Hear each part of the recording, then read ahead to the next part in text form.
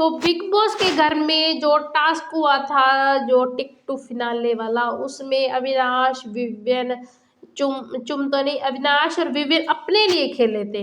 लेकिन अपने लिए खेले हैं तो जो ईशा है उसको क्यों इनसिक्योरिटी हो रही है, उसको क्यों ऐसे फील हो रहा है कि ये मेरे लिए नहीं खेले।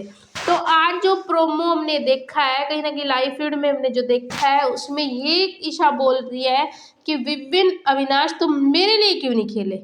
मतलब तुम अगर अपने तीनों एक साथ खेलते हो तो अपने तीनों ही दावेदार बन जाते, अपने लॉक कर देते, किसी को आगे ही ना जाने देते कि हम किसी को आगे नहीं जाने देंगे और हम तीनों ही खेलेंगे ग्रुप में।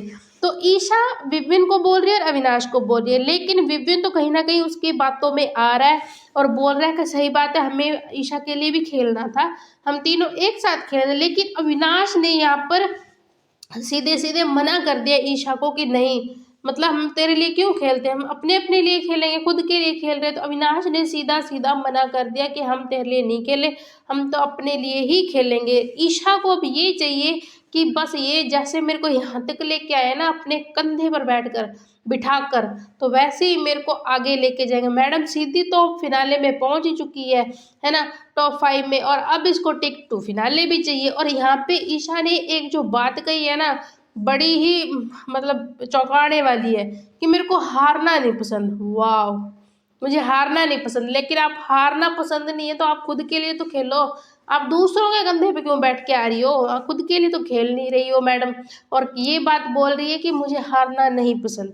अगर हारना नहीं पसंद तो खुद के लिए खेलो, खुद के लिए तो आज तक नहीं खेली तुम, उनकी गोद में बैठ के आए हो। बिग बॉस तुम इसके लिए तो सभी की गालियां सुन सुनकर यहाँ तक इसको लेके आए हैं बिग बॉस, अपनी गोद में बिठाकर अपनी बेटी की तरह, है ना।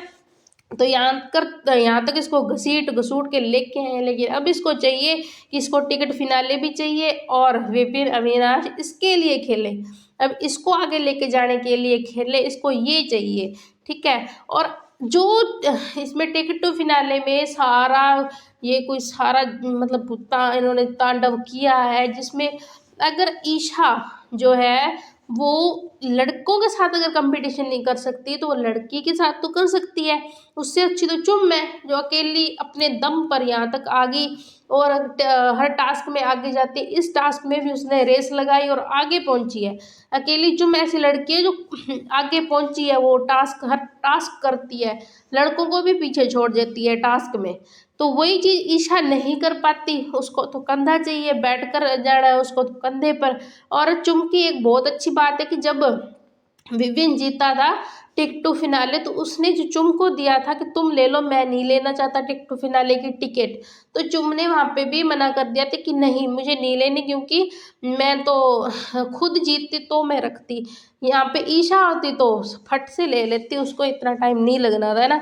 तो वही चीज़ हुई जो इसमें तांडव इन्होंने किया, जहाँ पे अविनाश और विविन ने करण को धक्का मारा था। करण बहुत जोर से गिरा था, बहुत जोर से गिरा था करण, जो नीचे पड़ गया था। तो इतना ज़्यादा इन्होंने तमाशा किया है घर में सारा का सारा इस टास्क के दौरान।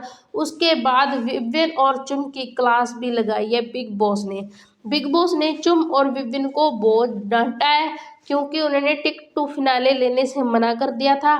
बिग बॉस की हिस्ट्री में पहली बार ऐसा हुआ है कि कोई टास्क हुआ है और वो रद्द हो गया, और टास्क होने के बाद भी अगर कोई जीत रहा है तो वो उस टिक टू फिनाले को नहीं ले रहा है, टिकट नहीं ली उसने। तो बिग बॉस ने उन दोनों को बहुत ज़्यादा डांटा है।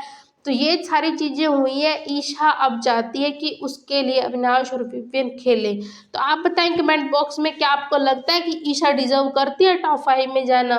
तो कमेंट बॉक्स में अपनी राय दें और सब्सक्राइब कर लें हमारे चैनल।